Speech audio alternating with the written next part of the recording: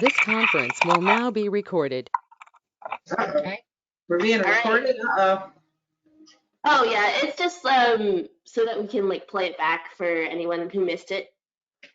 No, I'm just joking. Oh. All good. Don't worry, I'm not worried. Except I'm a little worried about this one here, but you know, I'm gonna. I know she's just peeking. All right, Yeah, well, I'm gonna introduce she you likes guys. to peek. So. Hi. Oh. Hi guys. So welcome to Virtual Coffee with the Bluecoats. Today for our guests we have the biology faculty. We have Dr. E, Dr. Pham, Mr. Cross, and Mrs. Parsons. I'm really excited because these are like my people. These are like the people I look up to. Maybe that's just because we're taller than you. Well, are all of you taller than me? Hey, I'm not sure. Dr. Pham, what do you think? Oh, come on. I don't know. I'm kidding. But yeah, it's really nice to have you guys on. Feel free to talk about anything and everything. Usually on this, like, I don't know, little like show meeting type deal, we just talk about whatever comes up. Great. I know Ms. Parsons probably wanted to talk about something regarding like conservation and like the coronavirus and effects. Oh, Hannah. So I actually made a little, PowerPoint thing. So if I can figure out how to get to it from here now, I had it minimized, but now I don't know where it went. So, let me make you a presenter. Okay. Uh-oh. And that way you will be able to share your screen. Oh, look at that. So I'll hit share. And then, okay. Wow. Well, I don't see anything but y'all, so. Is that what it's supposed to be? Yes, so y'all ma'am. see me in my hat and everything and say, oh gosh, look at that. Okay, let me see if I can find the thing now because I had it all ready to go. Okay, let me find it. Uh-oh, there it is. Okay. So I made a little PowerPoint. Okay, so, and don't worry, you're going to say, oh gosh, she's going to talk all day, but I'm not.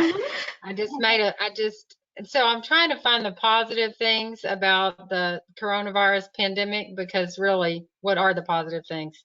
So I came up with the one positive thing I could find, which is that now we're seeing in the month of April. Can y'all see this? Mm-hmm.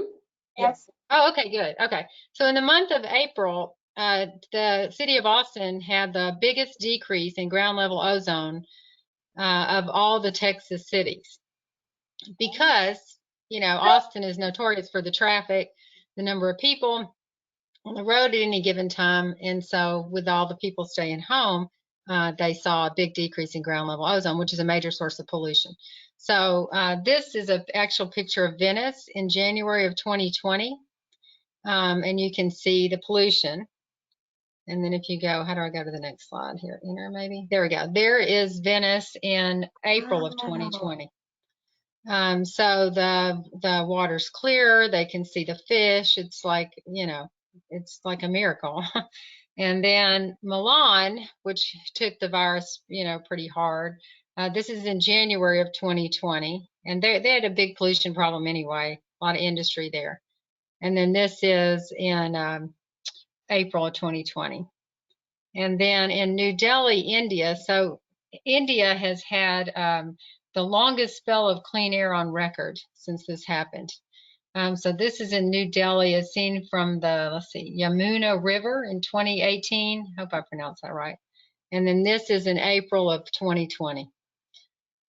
So it's a big difference in the, pollution levels. And pollution is a big killer. Millions of people die every year from pollution.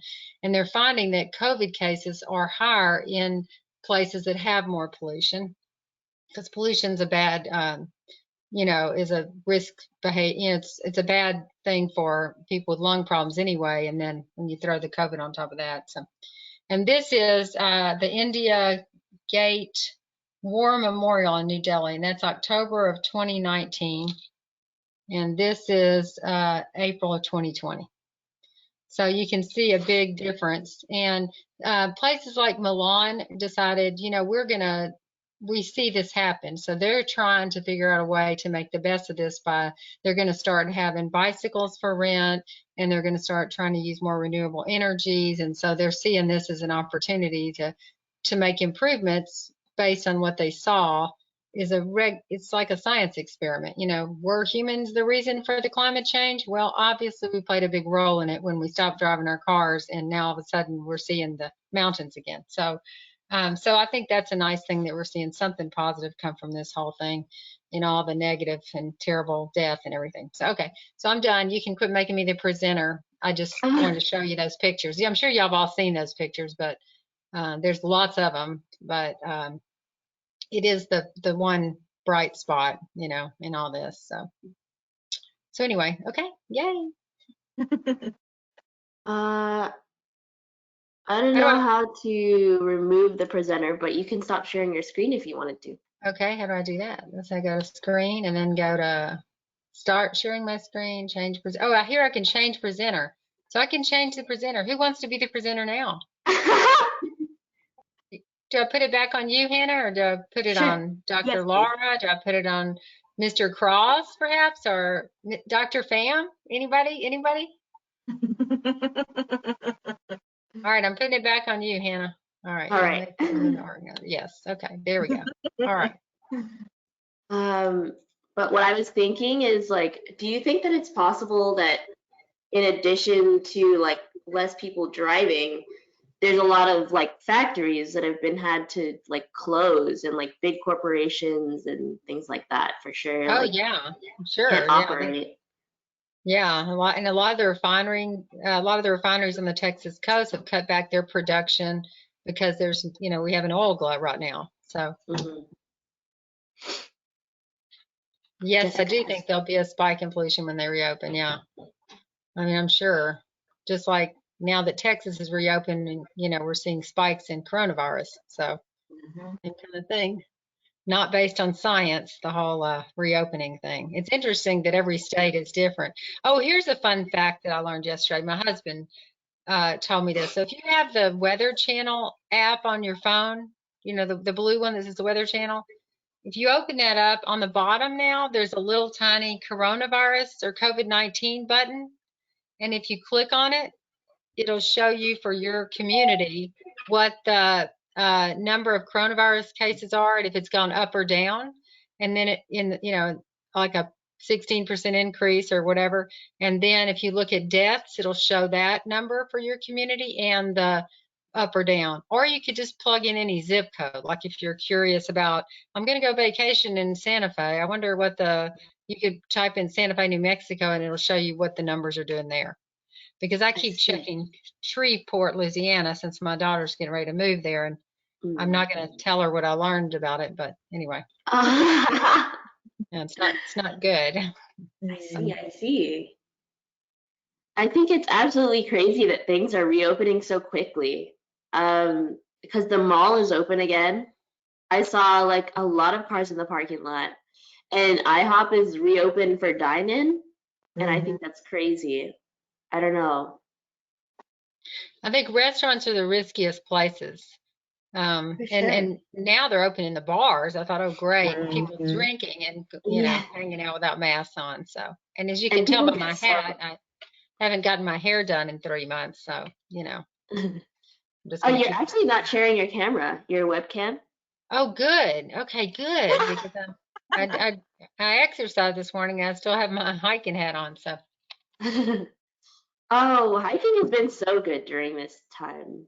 It's been so good. Yeah, bowling alleys. I saw that about the bowling alleys. Like that's an essential service. I don't know if they can get reinfected. I'm curious, as for the students, how do you all feel about, you know, I mean, I'm seeing some of this stuff pop up here, but I mean, when you guys are going out, are you guys going out to restaurants? Are you wearing masks while you're out? I'm kind of curious as to to what you guys are doing as younger, part of the younger generation here, and how you feel about the risks of the coronavirus as you're out and about. Well, honestly, like when I'm out like in like a grocery store, I always wear like a mask. One more time. But if I go like if I want food from somewhere, I'll take it to go and I'll eat it in my car. I don't think that I would want to like sit in there and or like sit outside like in a park or something where I can keep my distance.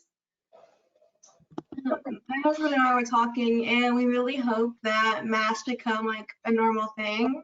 Okay. Kind of like how it is like over in like some Asian countries, like wearing a mask whenever you go out is just like normal, like it's polite. And we're hoping that that stays consistent here because we actually prefer that. I just think it's a lot safer, a lot cleaner. I think reopening so early is ignorant. It's a little selfish, and this is like my personal opinions. Yeah, I think it's selfish for a lot of states. Like, yeah, I understand like we have to move on, but moving on too early can just make it spike again, and therefore like a lot of small businesses won't recover. And neither will their employees if the business is completely shut down because they can't afford to open and then close and open again. Like that's just, I'm from a small town, so a lot of those businesses are really hurting with this reopen. Because if things close down again, they won't be able to open their doors back. Appreciate it. Bye. I agree with that. There's a lot of mixed feelings, I think, with what's going on with this virus. I mean, we talk about this at my home all the time. I'm obviously in a high risk category because I'm going through cancer treatment. So the only person who's going out to the store at my house is my husband, and he's always, he's got his hand sanitizer, he wears his mask, but he comes home and he's absolutely appalled at the lack of distancing now that, in the last 2 weeks, especially since the governor opened everything up, everybody is thinking that, everything's okay. We don't have to wear masks anymore. We don't have to distance anymore. And so that's, again, I haven't been out too much except just to get my treatments, but that seems to be kind of starting to be the prevailing mentality is everything's opened up, so everything's okay now. Whereas now we're hearing about people getting reinfected, like those sailors. I just saw something yesterday or 2 days ago about 5 sailors on getting reinfected. So there's a lot of unknowns with this virus. And it's also affecting a lot of people that we did not think were going to be affected badly. I'm personally very concerned about this. I see. Also, Garrett put in the chat that often in Belton people wear masks, but in Temple they don't. Ooh. In just some of the stores. So if I have to go get groceries, Walmart and Temple has it to where everyone goes in and out of one spot. And so it's more crammed. And nobody was wearing masks. I was like the only guy that was not an employee wearing a mask in the whole store. If you go to Belton, especially H-E-B, everyone's wearing a mask. I don't know why, but the last 3 times I've gone to either one, it's been that way. So I have avoided the bigger Temple spots and gone to H-E-B and Belton just because it's more people I think are being cautious. I realized whenever everything was, this was all new. There was a point in time where it was about like 50% of the people at the stores had a mask, but that lasted for maybe like a week. And then you go back to the stores and there's like 30% people wearing masks. And now it's like less than 10% people wearing masks. And like Dr. E said, no one is social distancing, and they think since everything is open back up, the virus is gone. But it's like, it's still here, and people are still people are still dying. So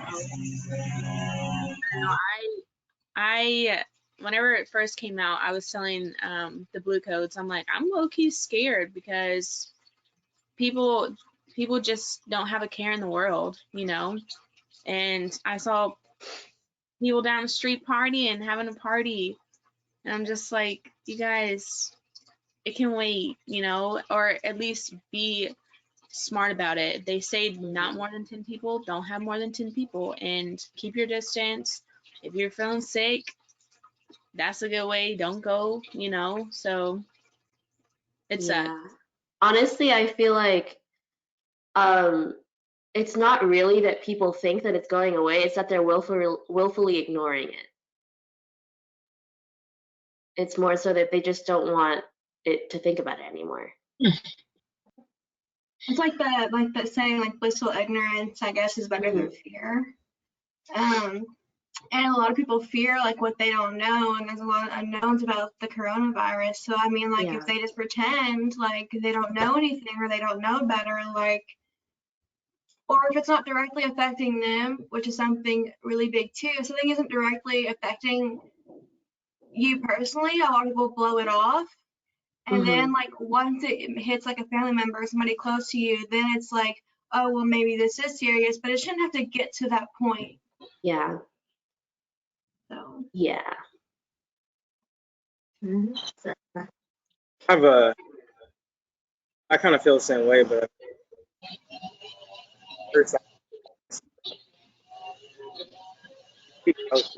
Krishan, You're cutting out. your audio's cutting out. I think either you're too far or something. I don't know. Like I was saying, like when I first did this, like when this whole thing started, like it was like I thought it was gonna be rough, which it was, but I mean, so far, I mean, I was digging it, like at home, playing the Xbox. And then really, if I'm being honest, man, my waves, they came, and it's been really good, been online shopping, got a few classes, and been saving a lot of money. So yeah, Oh, yeah. I think thanks COVID.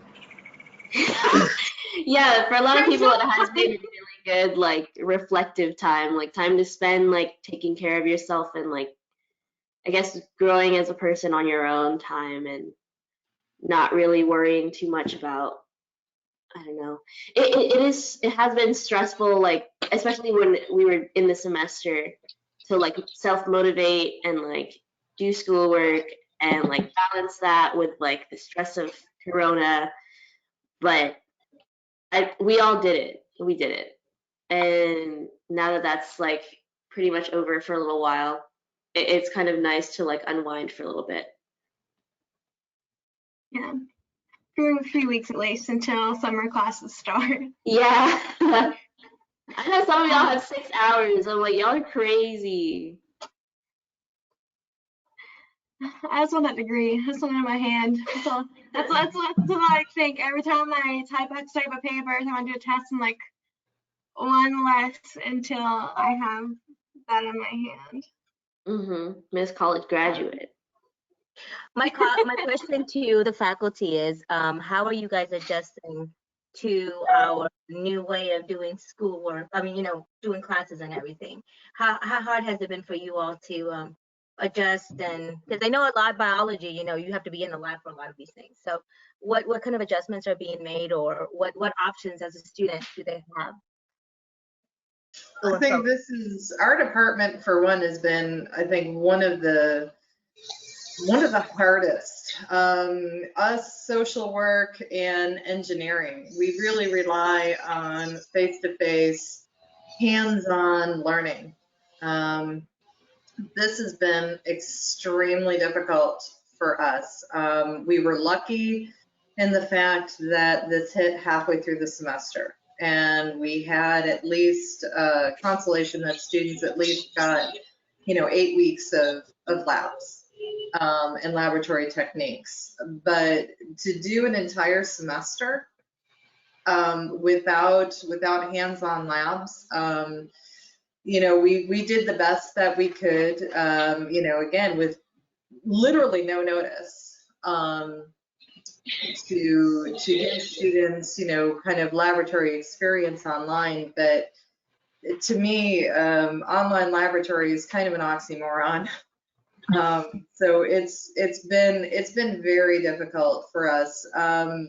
Plus, I mean, and I'll speak for myself, and I'm sure that I'm speaking for several of my colleagues here.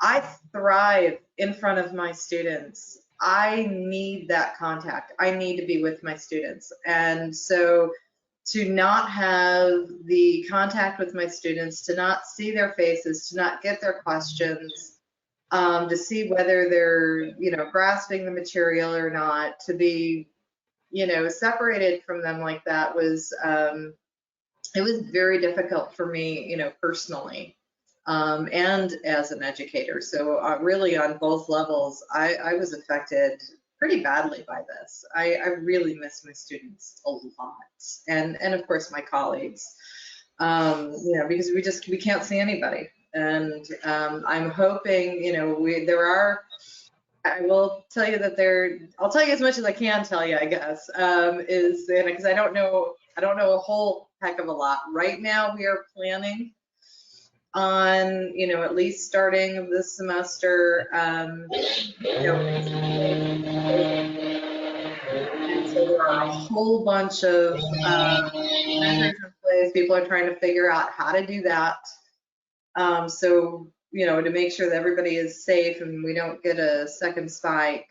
And so some programs may go fully online, some programs that need to be face-to-face. I think, again, we're trying to do the best that we can to ensure the health and safety of everybody. But I won't hog this, so I'll pass it over to one of my colleagues to talk about their experience. Well, I'll try to talk over the person that's doing something in my yard with those electric leaf or those gas powered leaf blowers. Oh, I hate those. I thought it was a smoothie machine. Oh my God. Where I live, those things, it's like that is the sound you hear all day long. It's those stupid gas powered leaf blowers, which I think have got to be so bad for the environment, not to mention noise pollution. But yeah, I didn't like the virtual teaching just because, like Dr. E said, you don't have any actual face-to-face with your students. You can't really talk to them and back and forth. And I like being in the classroom. So it was hard to put myself in the guest room in this little bitty chair at the student desk that was my daughter's from second grade and try to do the same thing I was doing in the classroom. And then I thought it was hard to make out the test and do the test and make them challenging enough and, make sure I gave everybody enough time. And then I don't know how, I did see some grades go up quite a bit when we went home. So, so that concerned me. So, in the labs, fortunately I didn't have lab classes, but I think the labs really take a hit on this. So I would much prefer being in the classroom, but I don't know how safe that is. So I guess I'm sure by the time August comes around, they'll have some answers for us. So.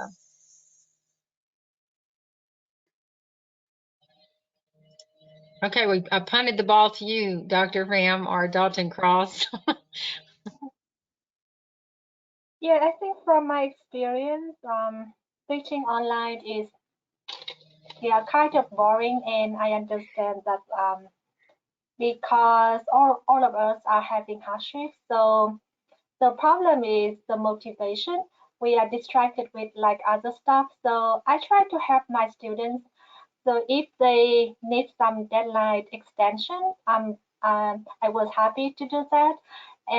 But one of the comments from the students about the lab is they actually prefer the faculty to conduct the experiment in the labs and somebody else will do the video recording so that even the students don't have the hands-on experience, they still be able to see what's happening in the labs. But you know that in order to do that, it requires a lot of resources. The faculty have to spend more time and we have to hire somebody else to do the video recording. But we don't know what will happen in the fall. Looks like it's gonna be the web in hand format. But we are trying to keep students safe in the labs by reducing the number of like the number of people in the lab by half. But in the case that we have to go online in the middle of the semester, I still don't know what is the best way to solve the situation in terms of the labs, because if the students only have the online experience with the lab, I don't think they will have advantage when they go apply for job in the future. That is the one. So because I'm a chemist, my concern is the hands-on experience with the students. In terms of the lecture, I think some faculty prefers the live WebEx lecture, and some faculty prefer to have a studio the video from the like whatever methods they use. So I actually sent out a survey for the students, and I have different opinions. So I think the combination of live lectures, the video, and then maybe some discussion board will help the student to have more motivation in the online teaching. I guess to like possibly to appease both crowds, maybe you could have like a live one and have it recorded and then share that. Yes, we can do that. I tried to test the I think it is one way to do that. Thank you. Mm-hmm. Well, I do think this. Am I talking? Mm-hmm. Yeah, I do think the virtual labs that we tried to do, they helped me a little bit because I had to put so much preparation into trying to simulate a lab on a computer screen, and probably will use some of those materials when we get back in real life again. So it kind of up your repertoire of materials, having to prepare everything to try to make it go online. But I certainly hope that we're back face to face, because you certainly miss a lot. And like Miss Parsons says, my cell biology class, I had like 8 A's, and I look back in the past, and that class generally has like 2 A's in it. So it was always a challenge on testing to give a test, and then you decide you either give an hour or 2 hours, or I gave one with not enough time, and boy, did I hear about it. And then you give one that use too much time, and then you have a 89 average on the tests, where if you took it in live, it would probably been a 80 average. So yeah, there are a lot of challenges that way. I will. I'll speak to that as well. I think Mr. Cross and myself spent a lot of time on the microscopes that we have that have the camera attachments. We have those both in Warrior Hall and in the new Heritage Hall, and so Mr. Cross spent a lot of time with his slides and making sure that he was taking really good pictures to put online for the students. So it would be kind of like the students were looking at the slides themselves. For my class, I was teaching entomology in the spring, and so the students were supposed to look at, fine details like, tarsal spurs and, little dots on the thorax. So I spent a lot of time on the microscope doing that. And it was very useful to have, kind of a library of pictures that I was able to take and kind of update my slides for the students. I mean, I hope it helped. I did spend a lot of time doing that, but I think everybody is kind of right in one of the big challenges that we have are actually designing the tests, because we give a certain amount of time in class. We have no proctoring service. I'll return to that in a second. And so we assume that the students are going to be looking at, books. And I know for a fact that they were looking at the websites, because actually we can go through your test and we can put we can actually see a play-by-play. Student left Canvas for 30 seconds. Student came back and answered this question. Student left Canvas. Student answered the question. So we knew you were doing that. So we had to limit the time. And how you limit the time was really, really tricky to try to figure out, and still kind of give a good assessment And so that was really tricky. That said, the university has bought a proctoring program, which they are going to roll out. And so that proctoring program will allow professors to have, monitored, somewhat proctored tests online.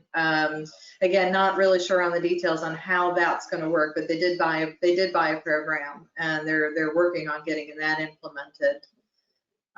So if you're going to be taking online classes in the future, be prepared for that. Again, however that's going to work.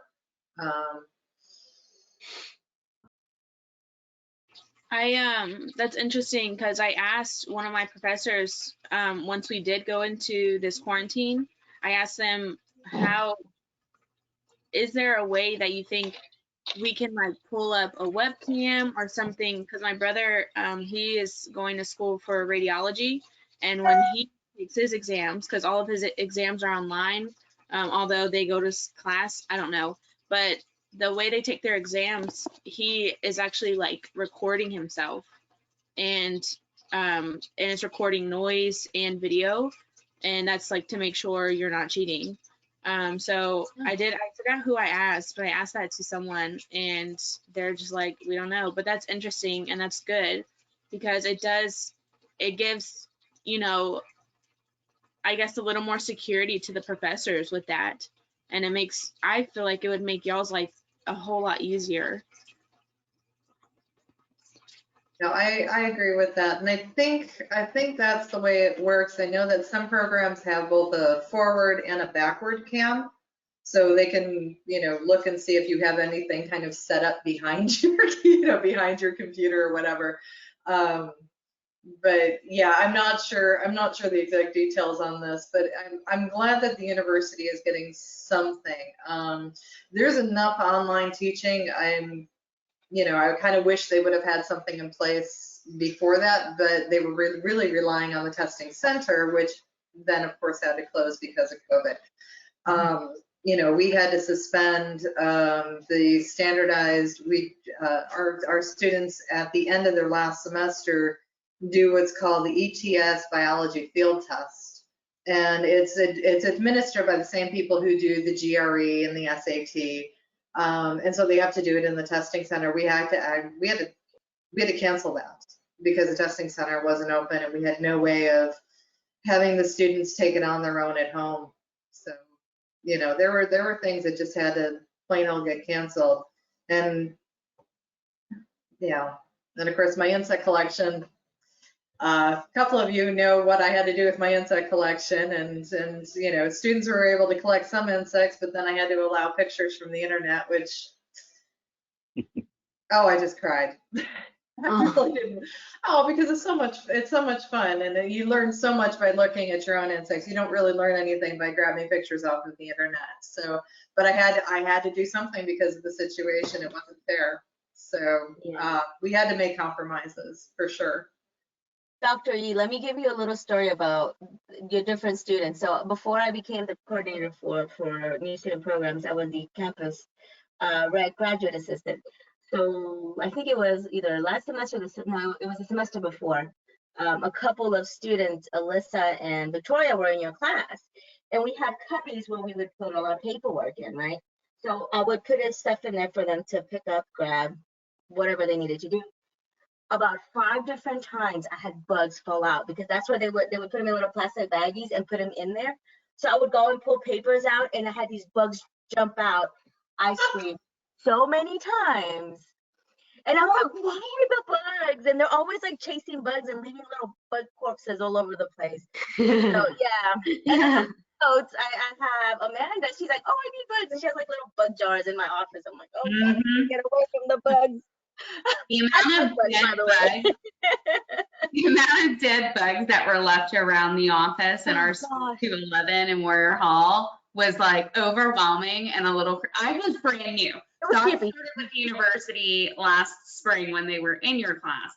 And so it was like, what is up? Like little envelopes, like little like Post-it envelopes that they would make and put bugs into to let them die in peace, I guess. But they were just like littered everywhere. And I'm like, who's like catching butt? I had no idea. And I was like, this is a weird place to be. And then I was in that class at the same time as Alyssa and Victoria. And like sometimes we would go behind campus with like our little nets. And sometimes when my friends would go out on hikes, like I would have my net with me just because it was a good opportunity to catch bugs. And they would call me like Bug Catcher Wendy, like the Pokemon girl, and like it was just so goofy. But it was very fun. I will tell you as a hobby. During the spring semesters, President Negliazzo has a great view of the back of the campus, and he loves watching my students out there with their nets. It's endless entertainment watching them chase those butterflies, even though I tell them, don't chase the butterflies. You can't get them that way. They insist on chasing, so they're running all over the back of campus. And with butterflies, the technique is stealth. It is. It is. I caught a tiger swallowtail in a ditch. When I was in entomology, I was in a ditch, and I caught the tiger swallowtail, and I sat on the side of the ditch, just like being proud of myself. And like, I left my wallet in the ditch for 4 days and didn't notice. And I came back and it was still there. I was like, that's my wallet. Yeah. You got lucky. Rescue bags. Now they'll be like walking and they'll find like a bag that is in jeopardy of being stepped on. And they'll say like, oh, that's a blah, blah, blah. And they'll just go pick it up and like relocate it to keep it safe. And so first they were catching them and leaving them dead all over the suite. And now they're just putting them outside, huh? We don't kill them gratuitously. It's for education, and we kill them in a very humane way. And when we don't need to do that, we save them. So exactly. I'm glad that they've learned an appreciation of nature and kind of saving them from getting stepped on. That's good. I do that the same thing, and I actually, my kids have actually picked up on that as well. Poor kids.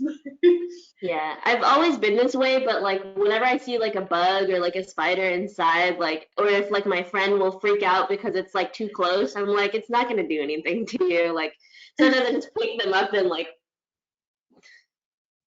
yeah.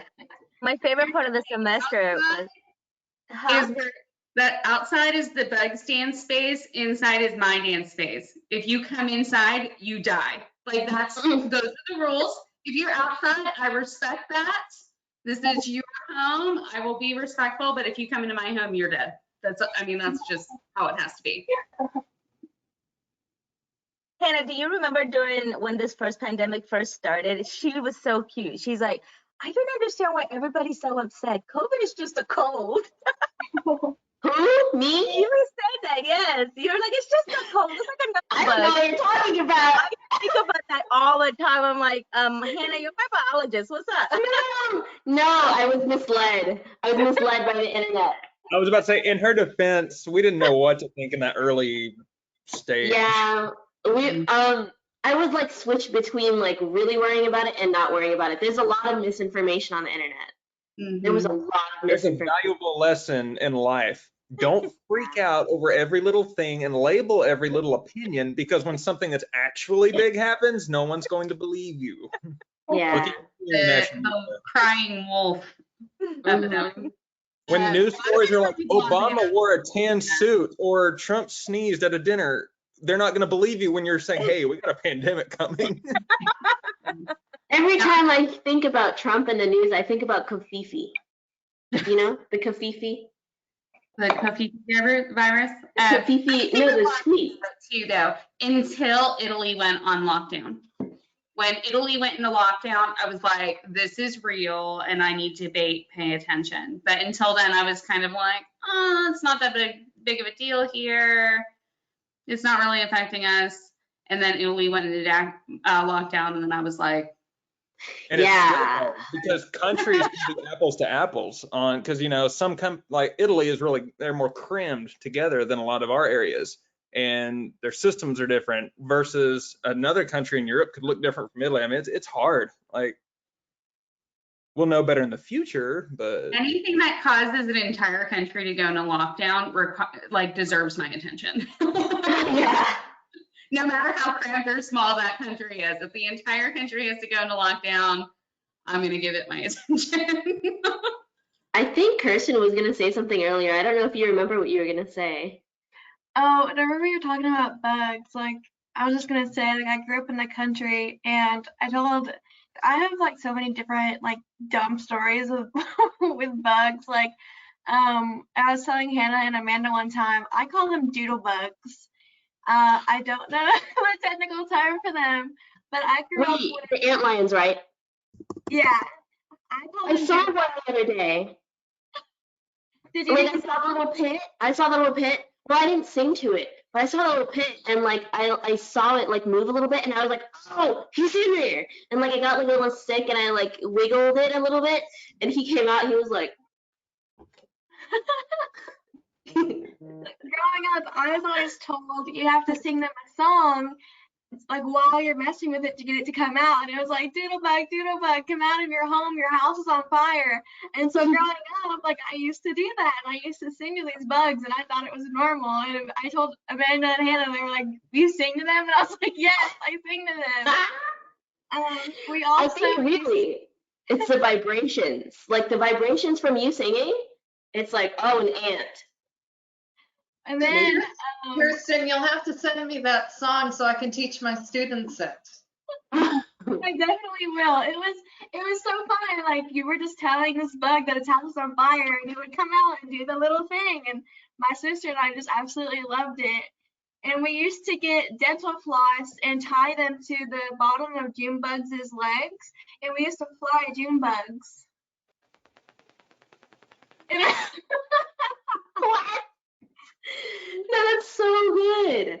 I mean, I kind of had like a bug-filled childhood too. Like, I think during recess, I would make these little like paper origami houses for ants. And like I would cut like doors, but like the doors like the car wash little octopi leg things, but like out of paper, and like watch them. Like I don't know. We used to catch lightning bugs and put them in jars next to our beds at night in Pennsylvania. In the summer, we would catch them, and then my mom would come and let them out. Like she would take them back outside after we would have fallen asleep, and then we wake up and there would be no lightning bugs, and she would tell us like, you know, they were like a nightlight, and then they had to go home. Like they did their job, and then they had to go home, and so we used to catch them. And then my mom would let them loose in the night, and we would just think that they were done, you know, hanging out with us. The night shift. I just started seeing them this like week. grass and stuff inside the jars. I wish I had some where I live. I saw this thing. It was on a TikTok, but I thought it was so cool. This guy like got a jar, like a random like glass, like looked almost like a mason jar, but it would like seal at the top. And he went out to like his local lake, and he filled it up with some of the water, and then he did it with his bare hands. I think he should have done it with gloves, but he got like some of the mud and like scooped it in there, and like some like the plants, and like made his own little like small environment. And he took it home, and like once like all the mud like settled, you could see like different bugs and like little worms, and he basically had like his own like small habitat like of this lake that he had. And I thought something like that was cool, and he said he's gonna do it with other things. So I just thought like that was interesting too, how he just took like a small piece of the environment and made it and put it in a huge jar and brought it home with him. I don't know how long it's gonna last, but That's crazy.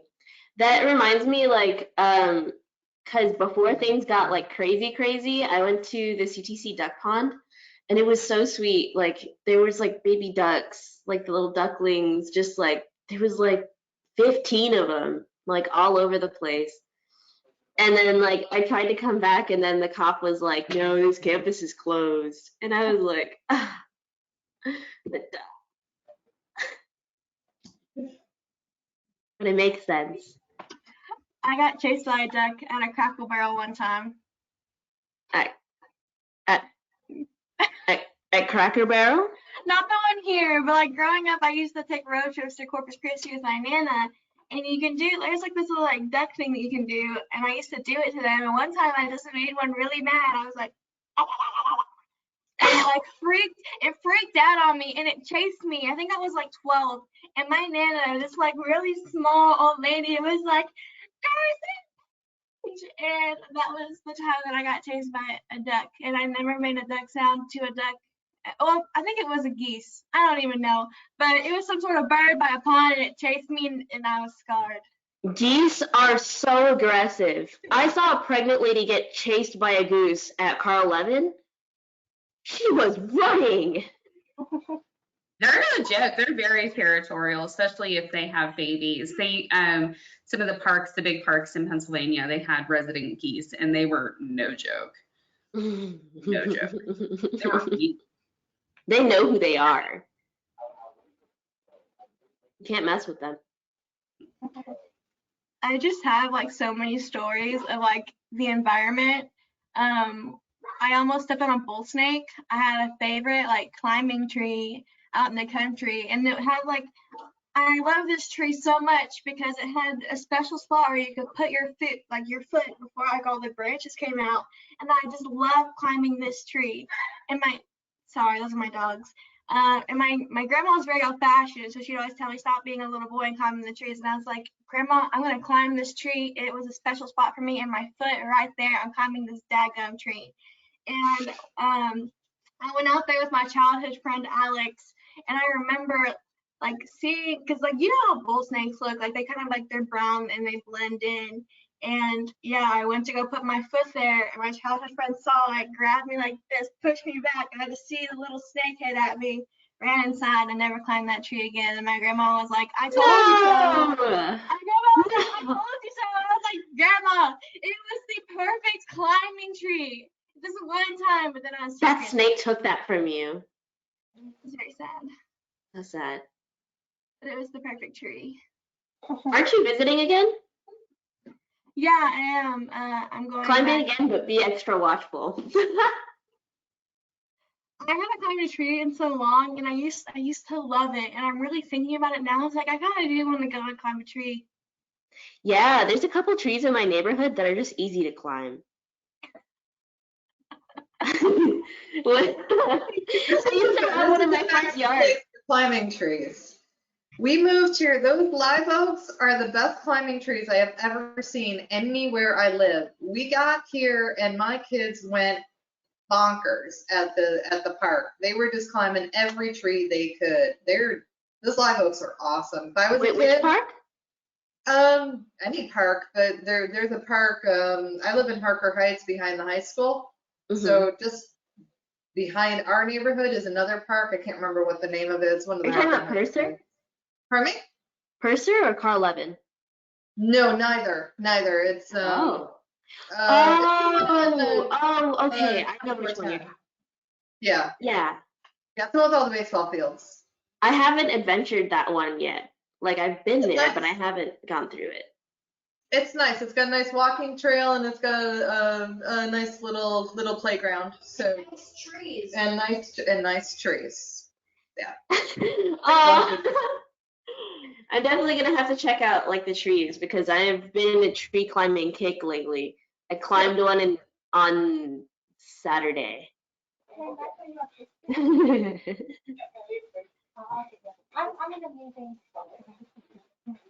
I hear like stop talking and I don't know who it's coming from, and I'm like. Also, Dr. Pham, I like your shirt. Yeah, science club shirt, guys. I'm in science club. Me and Jessica, the vice president, we were so sad that we had to cancel the events. Like all of the events we had planned were like in person, and we were like, we can't do any of it. It's okay. Yeah. Your kolaches went good though. Your little fundraiser when you did the kolaches and donuts. You guys Thank you. good money. They were good. You should have more kolache, Hannah. Yeah. She wanted one. Dr. Pham wanted one so bad, and when she came, we were sold out. It was so sad. I was like, no. sold like half upstairs when you were just getting set up. Remember, we're all buying them from you. That was I me. I bought like 2. Oh yeah, I bought one of my own. She's doing the heart. Heart. They went really fast with like actual coffee at the Blue Coats too. Whenever we had guests and like they would bring kolaches, like those were just the first to go. Just so good. And they're not even called kolaches. I was waiting for Garrett to be like, they're not even really called kolaches. I don't care as long as they're good. He's like, if it's not fruit, it's not a kolache. No, that was my friend that did that video. That wasn't me. Really? Oh, I still haven't been to that submarines place that you talked about. The submarine sandwiches. Don't do it. Don't do it. I want to go. It just sounds like a fun experience. No. No, it does not sound like a fun experience. Rashawn, didn't you go? Yeah. Actually, What? I didn't order anything because I didn't have any cash, but I was kind of nervous because like and like I walked in and like there's like a whole bunch of like cardboard cutouts and of people, and like I thought like everybody was looking at me when I walked in. There's cutouts. There's like a whole bunch of like women cutouts in there, like everywhere you look. And then like I saw him, and like I mean he did like it was like, but like you know he wasn't that.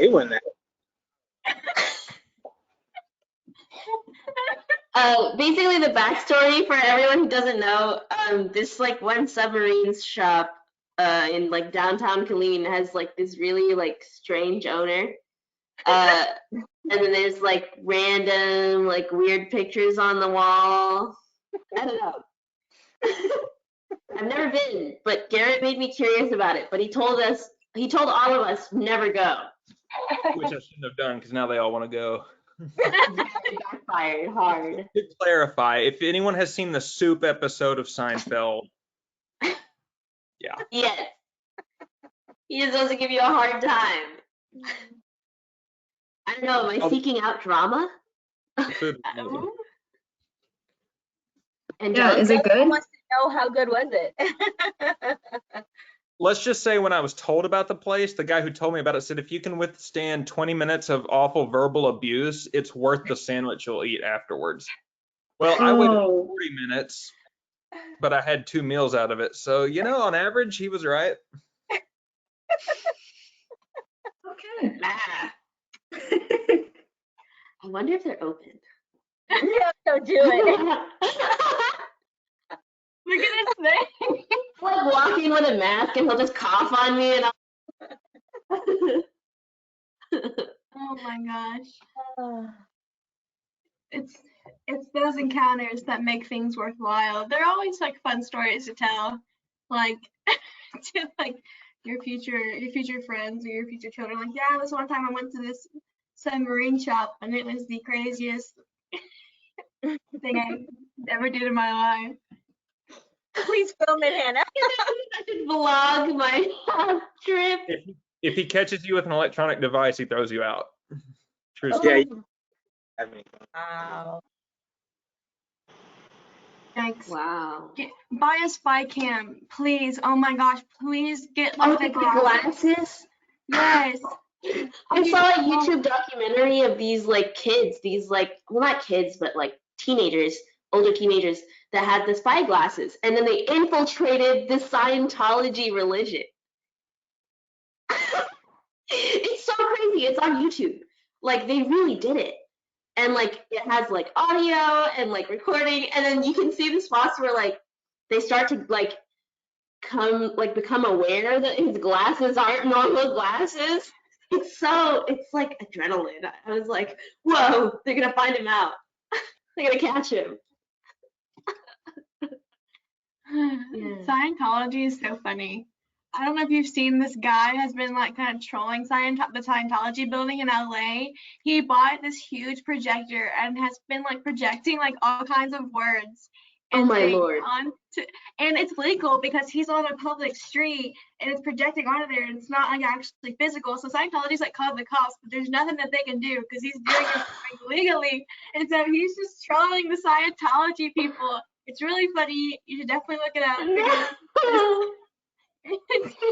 It's great. Man, all these hijinks.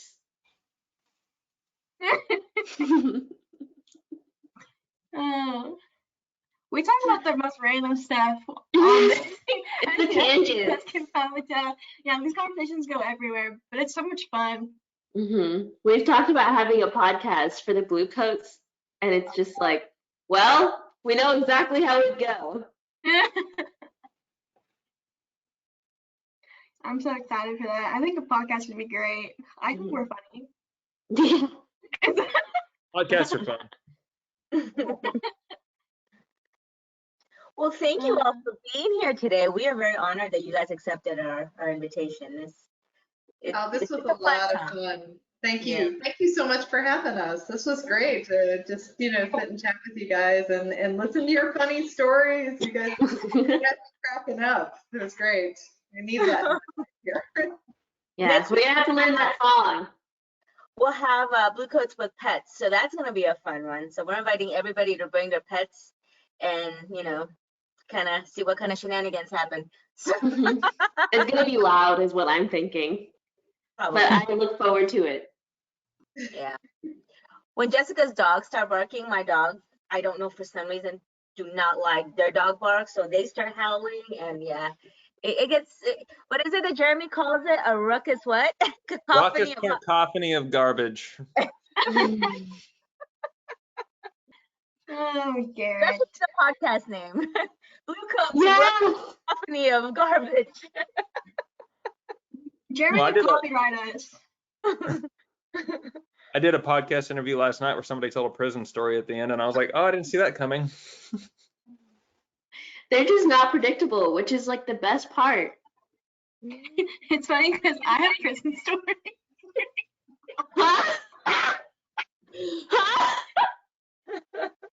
Oh my goodness. Conversation for another time. We'll save it. Prison, technically. I just want to put that out there. Technically, I've never actually been inducted to a prison. Thank you. You're welcome. I just want to clarify. Listen, my dad was in prison and he told me stories, but they're funny stories. And there's one about a spider and there's some about stamps. And trash bag pizza. I've actually eaten trash bag pizza. You make it in a trash bag. It's not that bad, but it's prison food, so. Oh my goodness. Well, those will definitely be stories that we need to put on the podcast or something. I don't know. Yeah, so you guys can come back and listen to my prison, not prison stories. Prison stories, parentheses, not from personal experience.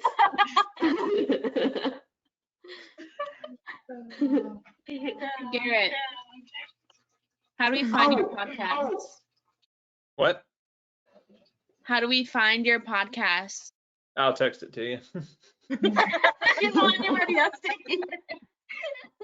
Actually, hold on.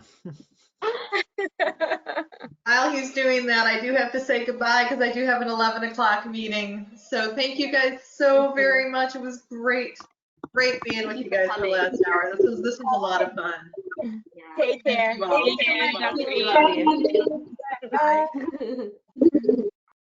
I can figure out how to do this. Okay, how come oh wait, there it is. Yeah, old person, sorry. Have a nice day. Bye.